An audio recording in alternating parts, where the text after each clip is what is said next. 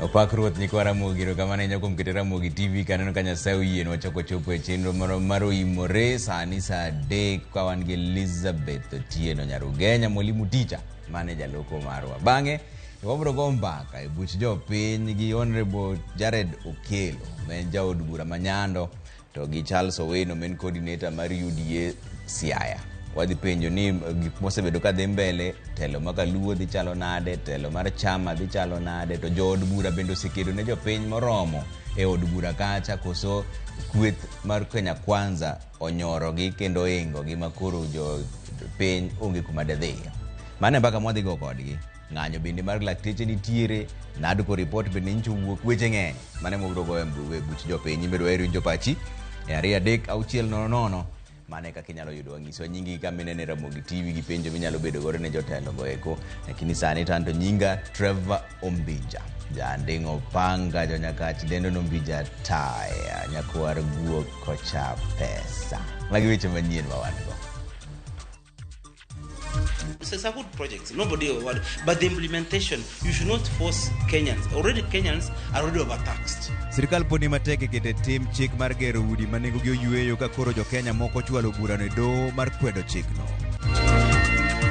And there's no amount of victimization, there's no amount of intimidation that will shatter our resolve. Lakteche mag hospital ma KU bende koro ng'anye tich kendo riwore gi lakteche wetegi masayo sirikal kuom remunjo ywakgi.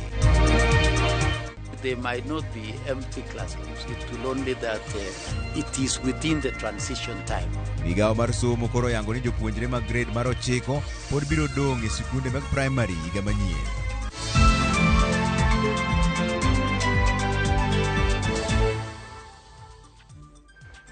Ero kamana enya. Koro bad migao manono chal mar mwandu ma iuse pacho ka indi KEBS koro yango ni nitiere mbolea mosebedo ka ikeyo pacho ka to gin mabandia ma ok ochopo rang'eny ma owinjore. Jatatije mar KEBS Esther Ngari onyiso jood bura ni gisendhiyo gunde moyo 5,000 mar mbolea ma ok ochopo dwaro mar chopo ne lwet jopur kendo jopur ok ohero wachno. Jafwambo marwa Chris Owino miyo ler.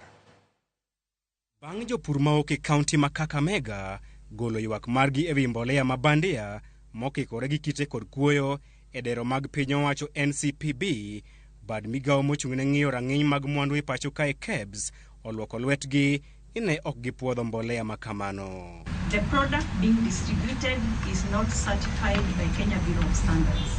The product which Kenya Bureau of Standards initially certified is different from what has been seized from the various NCPB depots in the country. Jatatije maduong' mar KEBS Esther Ngari onyiso komiti mar od bura mochung'ne pur ni ranyisi mag KEBS manie gunduni mag mboleago ok en maggi. Our investigations revealed that SBL Innovate Manufacturers Limited engaged in the misuse of the KEBS standardization mark on a product that was not certified by Kenya Bureau of Standards. Ngari mane okete mbero maliet kod jo od bura mar lero kaka kambi mar mbolea mar SBL Innovators ne oyudo ranyisi margi oyango ni ranyisi mane gimiyo kambi mar SBL Innovators ne en mar mbolea machielo ma ok mano magisebedo ka giuso ne jopur.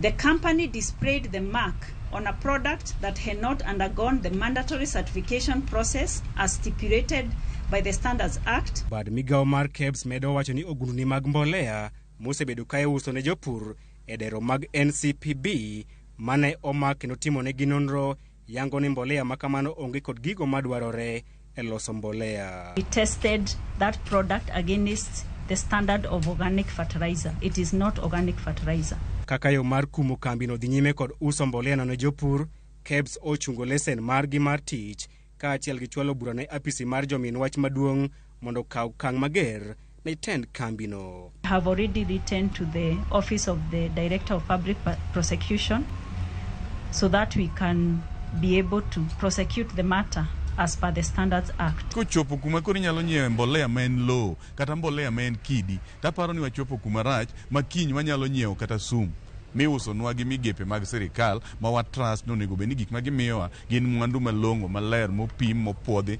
ne wanyalo tiyogo. We must be able to understand what is it that really happened between KEBS and NCPB depots in our country. Magi timore ka apisa mag okwach kich e boma ma Nakuru omako achich moro ma itudo kod uso mbolea mabandia ne jopur e kaunti ma Nakuru, Kericho kod Bomet. Apisago omonjo kar timo ohala no mayudore kar dak Manjoro e kaunti ma Nakuru kendo mako paket mag kodhi mag oduma kod mbolea mabandia. Bad migawo mochung' ne ng'iyo rang'iny mar mwandu e pacho kae Kenya Bureau of Standards othegore kod mbolea mabandia ma osebedo kae use ne jopur e pacho kae. KEBS wacho ne gipuodho mbolea makamano kata odoko ni mbolea no ni kod ranyisi mar KEBS. Penjo maduong' en ni to gin mwandu adi mabandia manie chiro kod ranyisi mar KEBS manyalo hinyo ngima jopiny. Chris Owino, RamogiTV, Parliament Buildings, Nairobi. Jo-Kenya moko 5 kamoting'o laktar Magare gi Kinyi Benjamin gi jowadgi moko 4 odhi e doho kendo donjo ne migawo mar gero udi, migawo mar lowo kod migepe mamoko mag piny owacho e wi chik mar gedo mar ute ma nengogi oyweyo makoro geto ng'ado sach jo-Kenya gi atamalo 1.5. Bende gidonjo ne od bura kod Senate kuom kadho chik no ataro mar chike ma pacho ka bende giseyo piny owacho kuom rem nywando duoko mane giyudo e kinde kawo pach jopiny e wi chenro no. Lydia Okeyo nigi ler mar wachni. En chik mar gero udi, chik ma osebedo gi ng'ur makagi kacha kanokale motelo to gikone doho ne ochunge. Jatend piny ochako kadhe kendo bang' lokruoge moko to kata kamano ng'ur ochako chier kendo. Dr. Benjamin Magare gi Kinyi otelo ne jo-Kenya moko chwalo bura e doho mar kwedo chikno machuno jotich duto ne nyaka chulo osuru mar gero udi. Magare osebedo migepe mag piny owacho koreo koda ka od bura, sirikal maduong', migawo mar lowo gi gedo mag udi, duol machoko osuru e pacho ka KRA, Aton Jener kod mamoko mowacho ni rocho ratich jo-Kenya kuom kelo kendo chik makamano. The Affordable Housing Act in itself is a good issue. It's not a bad issue. The challenge we have with it is the implementation side of it. If you realize what the government is trying to do is forcing all Kenyans to contribute to the kitty, regardless whether you have a house, you don't have status and anything. So it means if you are forced to pay 1.5, it means you will be forced to borrow some money from somewhere so you can pay tax. In addition, they have introduced what they call a collector. That this man, all our money was directed to an entity, what they call a shadowy entity called a collector. So in this collector, that's all the money comes to it. The Constitution Article 206 envisages that all our monies which we collect should go to one basket, which we call a consolidated fund. E bura magichwale doho, Dr. Gikenyi oseo sirikal kuom dhi ataro gi katiba kendo chuno jotich gi nyiewo udi magikia kuonde manitie kendo gionge adieri ne gibiro yudogi. Owacho ni jotich mamoko ntiere kod utegi giwegi kendo moko bende ne osekawo koda ka hola mag gero udi ma ok owinjore chungi gi osuru manyien no. Gino ma wacho bende en wach mar sirikal chuno jopiny gi nyiewo udi mabiro chuno gidak kanyakla e dwach sirikal ma gin giwegi ok giyiero. Chenro makamano owacho ni dhi ataro gi ratich oganda mar yiero kit dak magidwaro. If you realize Kenya is a state governed by the Constitution.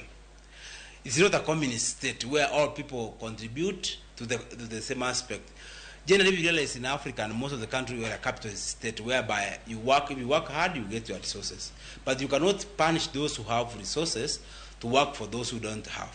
Burano bende yango ni en ataro mar chik mondo sirikal mamalo okaw ting' mar gero udi mane onge oyweyo achiel kachiel ni mar chik oyiene mana sirikande mag counties keto tim chenro makamano ka sirikal mamalo to loso mana chike ma owinjo bed ni luwo. Od bura bende osiem wang'e ng'ur makamano kaise kuomre munjo ywak mar jopiny manonro mar tifa yango ni atamalo 69 kuomgi ne okwedo chenro makamano.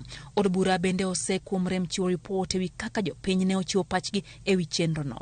Dr. Gikenyi yango ni en ataro mar katiba pend chik na 25 mondo sirikal ochun jopiny gi chenro mar chulo osuru mar udi kendo mano nyiso ni sirikal dwa loko jopiny wasumbni mage.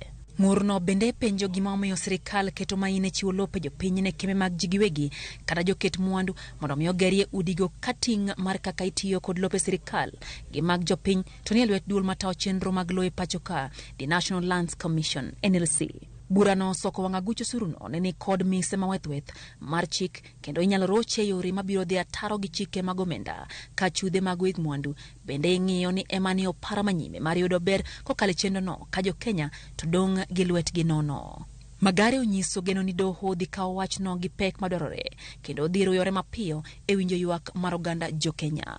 We want the court to stop the act from being implemented while the case is being heard and determined. And among the orders which we have sought at the end of the petition is to ensure that the act is declared unconstitutional.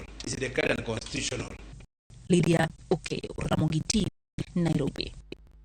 Lakteche Hospital ma Kenyatta University Teaching and Referral Hospital oriwore kod jowadgi Hospital maduong' ma Kenyatta e ng'anyo ne tich kendo siro ng'anyo mar lakteche madhi nyime pacho ka seche mowueni. E twak margi kod jofwambo e kar thieth ma KUTRH gikoni piny owacho ok osedewo ywak mar jochiw thieth kendo giduto koro giriwore mar sundo piny owacho kuom weyo tich e kar thiethno.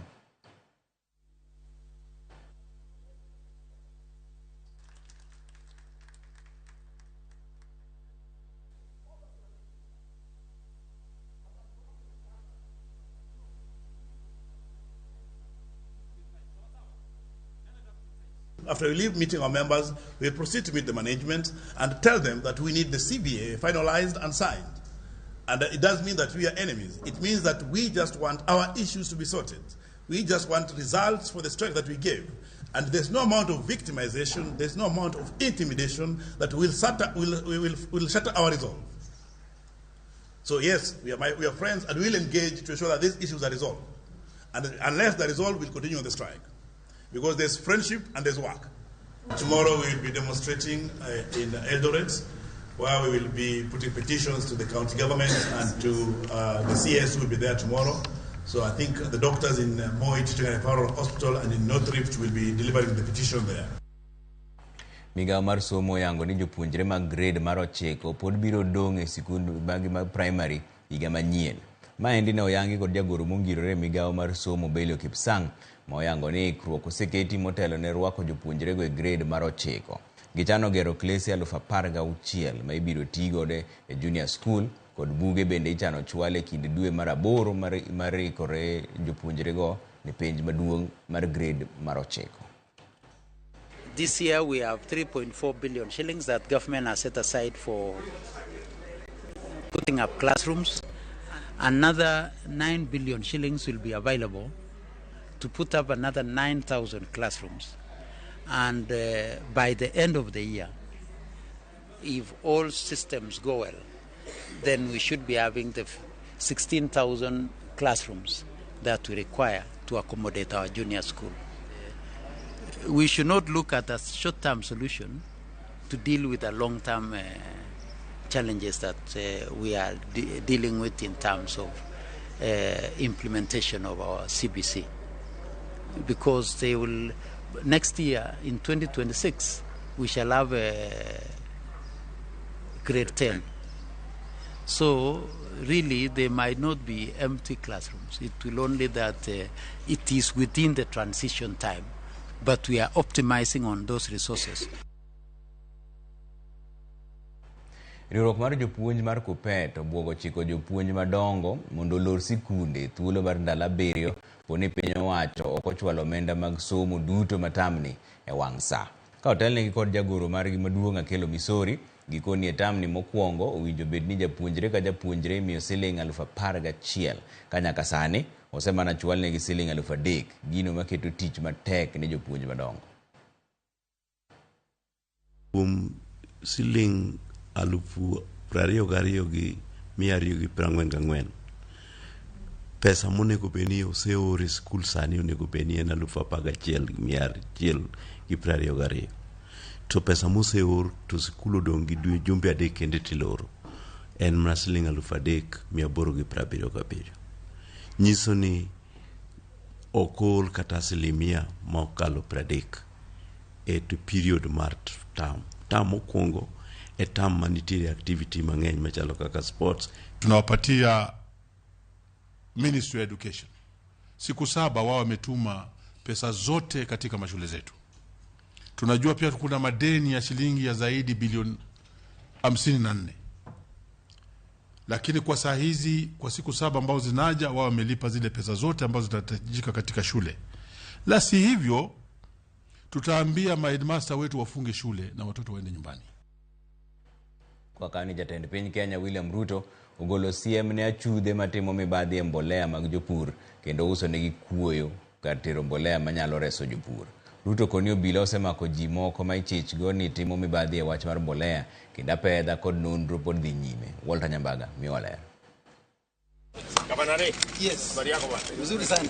E kinde yawa yanga nyasi mar joketu mwende kaunti ma Kakamega, nyasi maneo bagi mbalariany ma Masinde Muliro University ka ema jatend piny William Ruto ogolo siem mager ni ng'ata mobiro gogono ka uso mbolea mabandia ne jopur biro mote bade. We are also going to make sure that those who sell fake seeds or fake fertilizer face the music that they deserve. Ruto koni nyaka sani obila osendhiyo ji moko ma ichich godo ni timo mibadhi kendo uso mbolea motimo kuoyo ne jopur ka omedo ni apedha kod nonro sani okase kang'none. Just today we have arrested some of the characters who want to take advantage of our fertilizer supply program, and we have already many more who are already facing court because we must eliminate corruption. Jatend piny mane oten kod gavana ma Kakamega Fernandes Barasa, Ruto okoni ma en okang' madhi nyalo lwasi mar pur kod ohala kendo jiwo jopur mondo ti kod thulone mar keto kodhi e lo. This is the time that you want to showcase what Kakamega has in terms of agriculture value chains, in terms of dairy value chains, poultry value chains. We have opportunities. The Ministry of Agriculture is working round the clock to make sure that every farmer gets the requisite fertilizer before the season is over. Jatelo koni Kenya biro duono chenro mag omo chiemo e pinje ma oko mana ka deche mag cham ma Kenya osepong. We believe as we invest in Kenya, in different parts of Kenya, we will also effectively support investment in Kakamega County. And you will see in the budget we're going to put resources for cane development in all our regions so that we can support farmers to develop cane, because as has been said here ably, we cannot continue to import what we can produce locally. Our leaders, the legislators, must always work on supportive and innovative legislation, both at the national and the county level, to spur growth, to spur investment. Walter Nyambaga, Ramogi TV.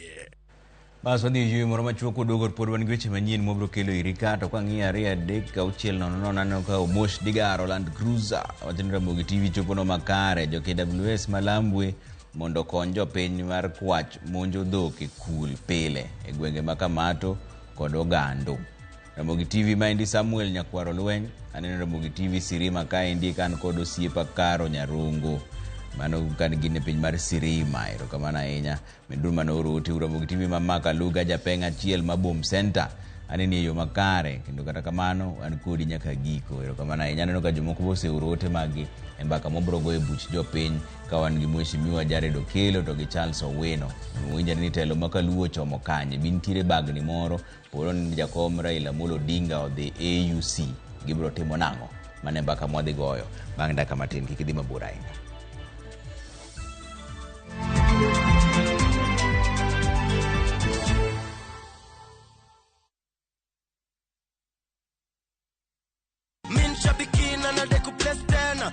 Mimi naitwa Anton Keremi Jacob. Nimetoka Ngong. Mimi ni driver wa Mati. Niko na dondana niharakisha, ananiambia gari imetupita. Nikamwambia kuna simu iko hapa ya muhimu. Ananiambia muhimu gani, sasa turuko na gari. Nikamwambia nikaweka gari kando. Nilifurahia by the way machozi. Na nikamwambia usiweke mtu mwingine hapa mbele asione. So mtu alikuwa anakuja anamwambia hapa mbele tunaweka manager. Nilikuwa nataka kufungua ka business, kuna wife wako home, hata yeye atoke kwa nyumba sasa tupatanange jioni. So Shabiki imenisort. Shabiki Super Jackpot ni time yako. Mimi nadai wote twende hivi. Not for persons under the age of 18. Shabiki.com is authorized and regulated by BCLB license number 587. New Stay Soft Adric Concentrate. 1. It is 4 times more concentrated. 2. It is packed with 4 times more fragrance. 3. 1 bottle gives you 40 washes. New Stay Soft Adric Concentrate. Also available in convenient sachets. Discover the beauty of Amboseli at Altukai Lodge with 30% discounts from View Travel. Enjoy a 3-day safari from 25,000 Kenya shillings inclusive of transport. Wake up to stunning views of Mount Kilimanjaro. Have breakfast in the bush with sunrise as your backdrop. Enjoy guided nature walks in the park, go bird watching and experience wildlife through game drives at Amboseli National Park. Immerse yourself in the Maasai way of life by experiencing the culture, food, dance, and heritage.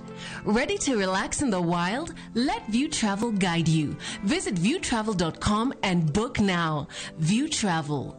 Dream, explore, discover. Wuodh fwenyo chuny kitwa. Ang'o miyo yie ni chako mana mine? Dak ne chako yie chuo. Yie ni chako mine nikech mine ma pito. Ng'e sigana kod kido manyiso ber kod mit piny. Nitie jaduong' mane okuongo kama ne iluongo jaduong' Ngeso Kosanjo. Kaluwore kaka kidi ma jaduong' ohero kaka chiege maduong'. Kidi no duong' ni Kit Mikai. Kendo rom kod jorit kitwa.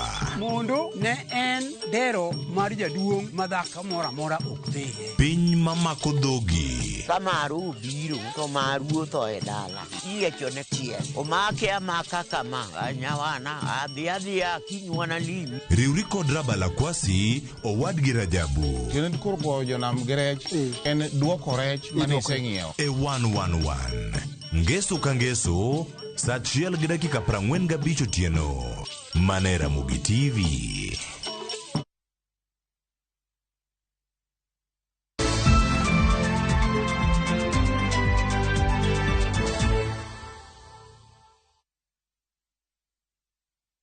Warwako kende chenro maro imore ni luoro koro medore kar chung' od bura ma Baringo North bang' jokuo jamni nego bila moro mayande tiyo Homa Bay kendo ne odok thurgi e yweyo machuok.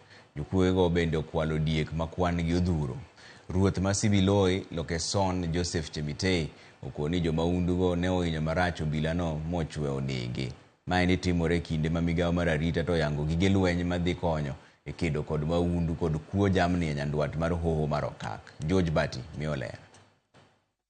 E kinde ma monjo ma itimo kod jokuo jamni e kaunti ma Baringo medo luoro e chuny jopiny ka odiechieng' manyoro, obila mayande tiyo Homa Bay mane odok ywe adundo e gwenge ma Kibenos e Baringo North negi kod jokuo jamni. Jokuo ma bende nyo yombo kod diek buora.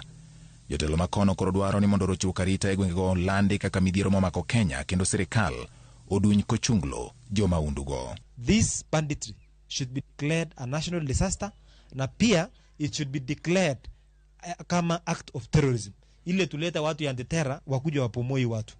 Tukihesabu wezi ni watu wachache. Numbers ya bunduki Kerio Valley inashinda watu. Kule bunge tumeweka budget ya kudili na mambo ya insecurity, counter terrorism, banditry na nini. Gavana Mabaringo Benjamin Cheboi kata kamano jiwa mondo chiu sir motegno ne weche mag somo ka okoni arita mar nyanduat mar Hoho mar Okak nyalo mana bedo makare ka nyithindo somo. One of the causes of insecurity is the high level of illiteracy among some of our communities who don't know alternative sources of raising funds other than stealing somebody's cow.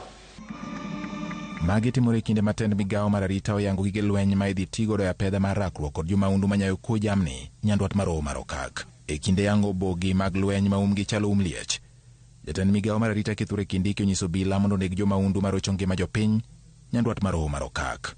Security officers in the front line are directed to act mercilessly and thwart the work of bandits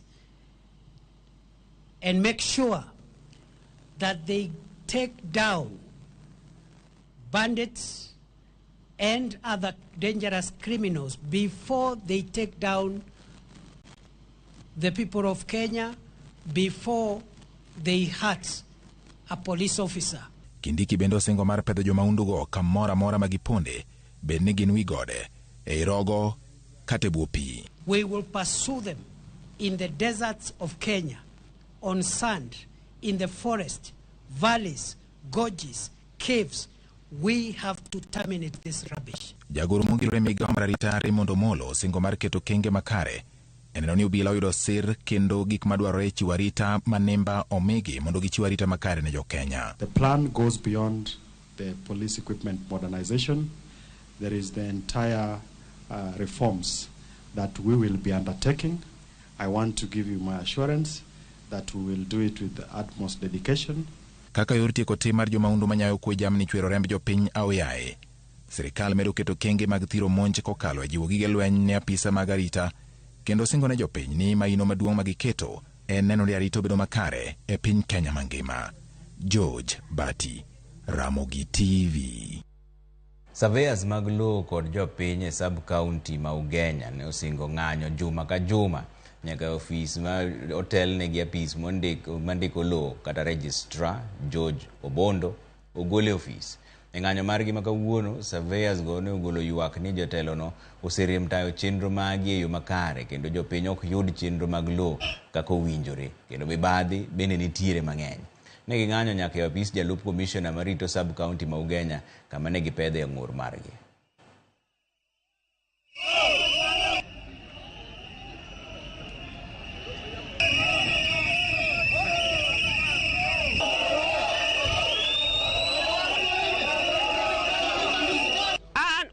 Mama waonge kumwachomie wachalo wahang malon ket jogi hongo kitero wach tima igiki to kidwogo nono tigwe ikampira waongo dual omio sani sirkal modonjo tiyo orangie weg lope. The chief land registrar Mr. Bondo en ng'at mok bi office daily to ko bi office to ken ng'ama tiyo nwa kaka wan wadwaro.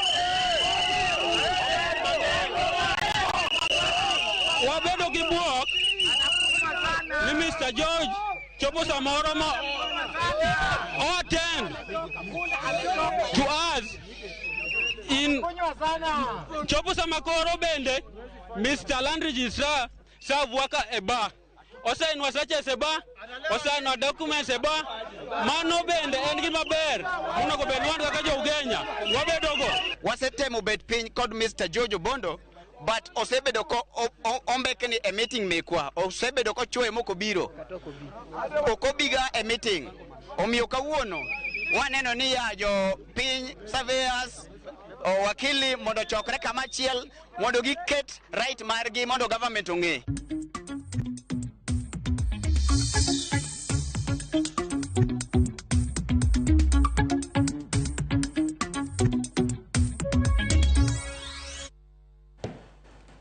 Wadhi mbele gi weche mag ohala ni kambi makeyo teko sitima mar Kenya Power koni e thuolo mar higa achiel mosekalo masinde 4 mag keyo teko sitima midendore transformers manengo giromo $4 ne okethi e gwenge ma kadho wadh nam chumbi.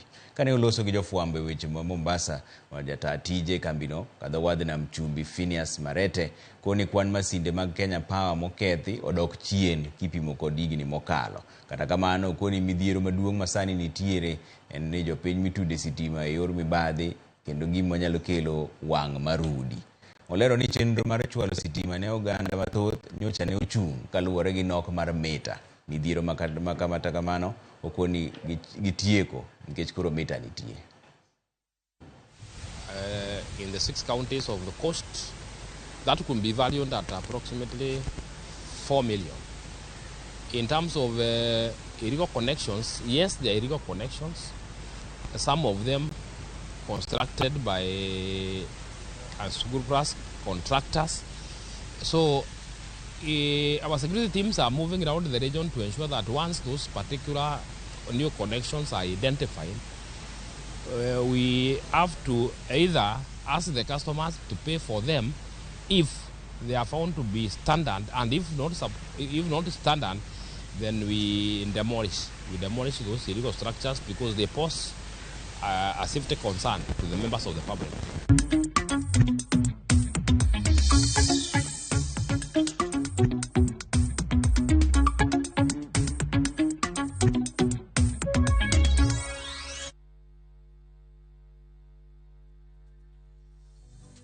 Haya, wadhi yuyo moro machuok waduogo to wadonjo weche mag tuke kasto wachako mbaka wan godo kawuono e buch jopiny. Kik idhi mabor ahinya.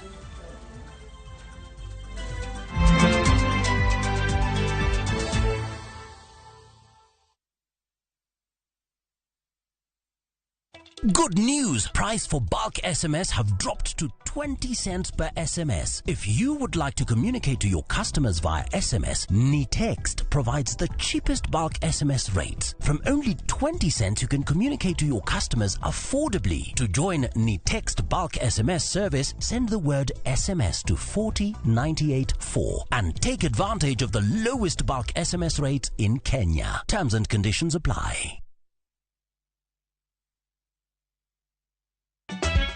Ikrina nyero ma okru.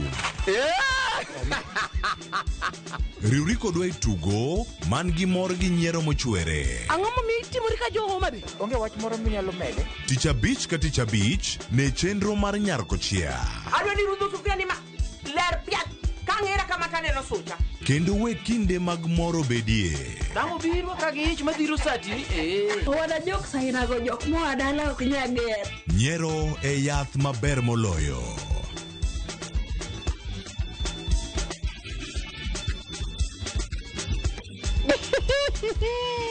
Nyarkochia, tich abich ka tich abich, saa 1:45 otieno.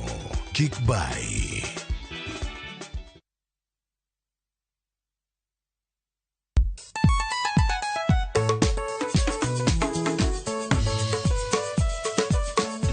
Tich abich ochakore saa 4 wakelo ni ngoma mobedo piny design makare. Ramogi TV biro kanyakla kachiel kod Ramogi Radio kama bende stima riwore kod pi. Yonja wauntie kikubed mabor nyakoro mgenye nikech kai e kuma yudo gik mamit kabisa e Ramogi Night Disco. Romani Ninja the Entertainer maintain your position. Idi yuda kanyo kika fire gudi a local instrumental. Wawachoni kete manaka. Tich abich ka tich abich, saa 4 otieno.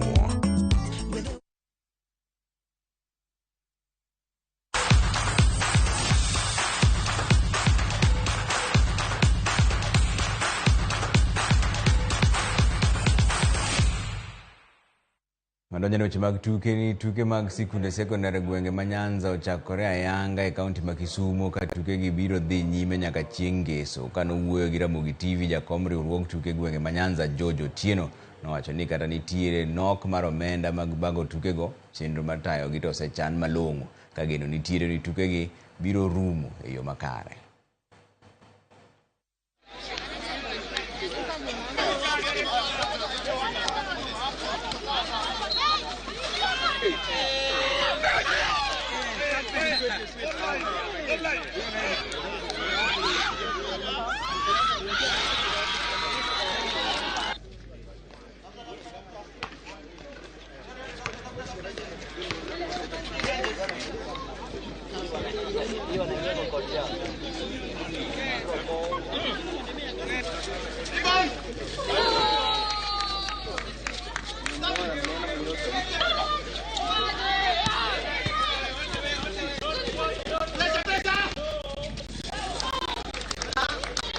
Dar mar wacho ni Kisumu County kakora wuok Kisumu County waikore kabisa nikech wang'e ni wane ma odiochieng' ne marwa nikech wane host wane wan gi supporters mang'eny moloyo duto kendo wan gi geno makende ni wadhi kawe trophies mang'eny kabisa wadhi loyo activities mang'eny to bwang'e maber ma piem kendo ko ng'ato lowa to wabiro mana yie makare kendo wabiro mana support makende. Wa welcome ji Kisumu bio ne tuke gibige mor ke kichwanji gine kaka wadwa tugo mamit e tuke wa giwa expect no bogulo jutugo manyien oliech manyien kata omanyala manyien mane momiyo ministry support wa kabisa to wang'eni wabodhi maber kora welcome we tuke wagi chakre kawuono right nyaka Jumamos. Wan gi geno ni our basketball team kata hockey bende wabiro go kae biro tugo kaka dwarore mondo bed champions mag Nyanza.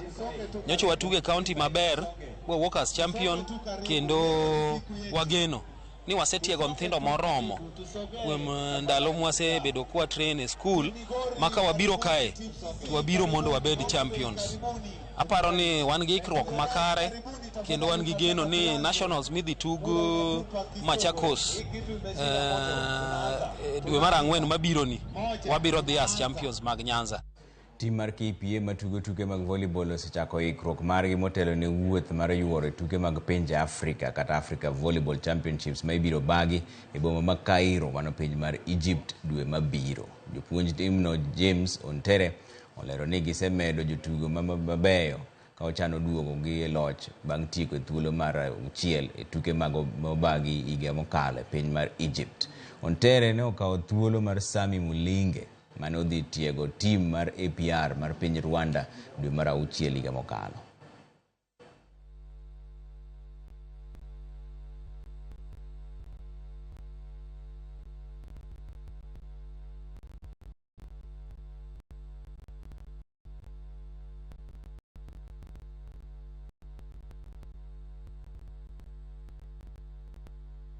In the last meeting, we were ranked number 6 in Africa. We were the number 6 club in Africa. But this time round, we want to make our training more intense so that we can get a better position, maybe a podium finish. We have old players who were there last year, and others have moved to other clubs. But we also recruited new players, so we will use our players. Nying jang'wech mosenindo Kelvin Kiptum kawuono ne obedo nying jatugo mokwongo pacho ka endi mondo orwaki e listi mar jotugo modhial e nyasi manotimore e Talanta Plaza. Nyasi no yuore gi jatend migawo mar tuke Ababu na Mwamba, jonyuol ma Kiptum, osiepe gi jaode mosenindo Gavias Akizimana mar Rwanda. Mentire Kiptum na Mwamba opako Kiptum kaka jang'wech mane nigi siso mar dhi yombe ng'we kinda mar Amsterdam e piny mar Netherlands, kama nene oketo singo mar ndiko rekod manyien e ng'we kinda. Rasmi kabisa, legend wetu, world record that is 16 seconds outside the world record at the 2023 London Marathon. At the wow, picha ya gazeti hapo, picha ya Instagram.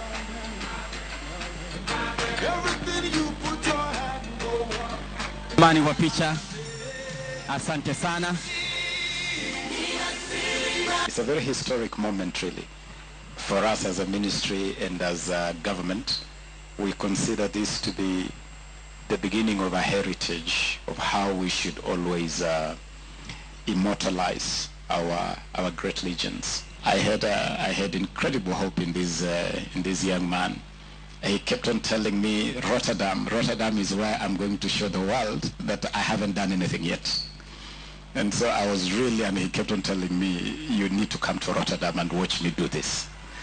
I was really looking forward to him racing in Rotterdam and attempt to dip below 2 hours. The first ever attempt to dip below 2 hours.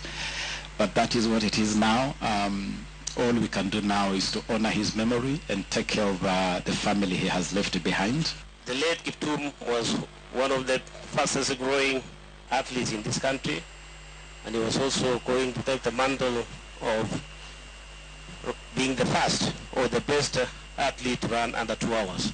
It's unfortunate that we lost him. It has been a problem, not a problem, but something that has happened affecting the Kenyans and also all the sportsmen and women all over the world.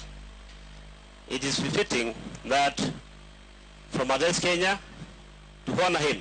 Nashukuru serikali ya Kenya, nashukuru dunia mzima. Kijana yangu haikuwa yangu, ni ya dunia, na alipeperusha bendera ya Kenya ulimwenguni.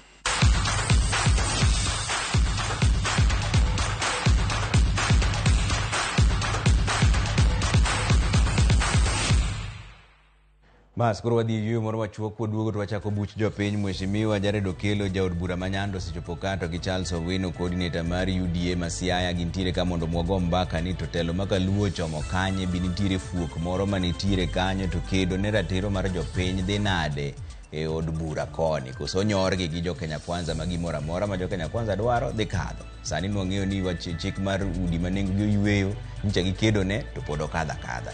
Bentiere kaka ginyalo chung' motegno ne jopiny koso koro mato osedhi mane mbaka mwadhi goyo bang' daka matin gidhi mabor ahinya.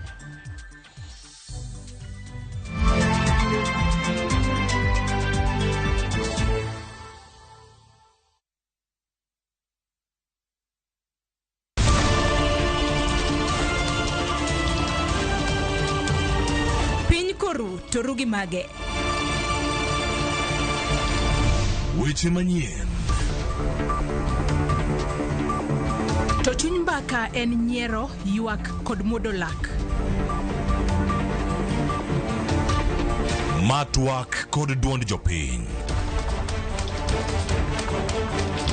Nyako Ramogi jong machiegni neno weche manyien. Ma en rupiny kod mbaka oromo. Ramogi TV.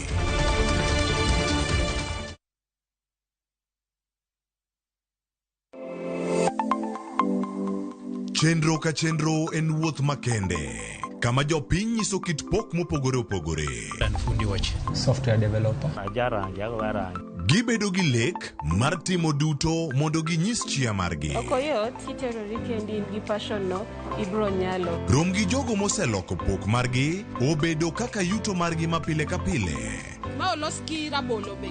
Iye ka en raffia grass to oko ka en rabolo. Tudri kodwa ka wamenyo kit pokgi kendo wanyiso kaka ng'ato ka ng'ato nyalo loko pok omiye yuto.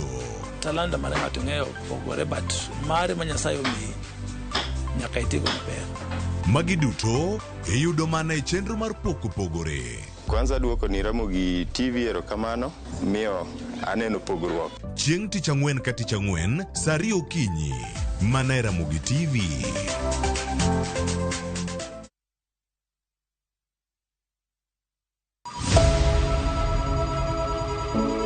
Wuoth mar manyo chang. Wawuoth e piny mar thieth kokalo e wang' jogo mosedake. Thieth sani nitie Kenya ka, dakteche nitie, masinde nigo mwanyalo thiedhi michangi. Kata ibed jachiw thieth, kata mana jalno madwa ng'eyo gik matimore e sekta mar thieth.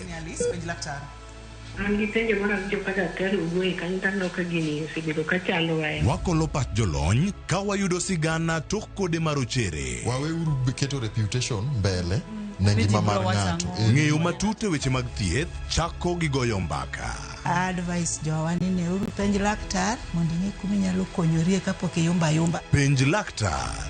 Wuok tich nyaka tich abich saa 12 odhiambo mana e Ramogi TV.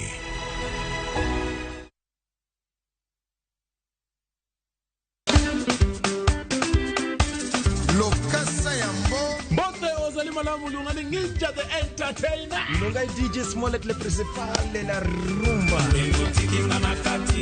Nekwana mwenye wangu wacho ni tudri kodwa chengeso ka chengeso kwa kelo ni chenro martie de. Chakra safaga chia nyaka saa achiel odhiambo. Kuma okelo ni thumo bedo piko motigo edro. To ye kanye bakin jangolo mar juma. Nekwana mwenye wangu kumotigo madilo system. Kumotigo za ikona galanga. Kumotigo Jos Kiki Ambukute. Geso kwa geso wangi sinango. See you there.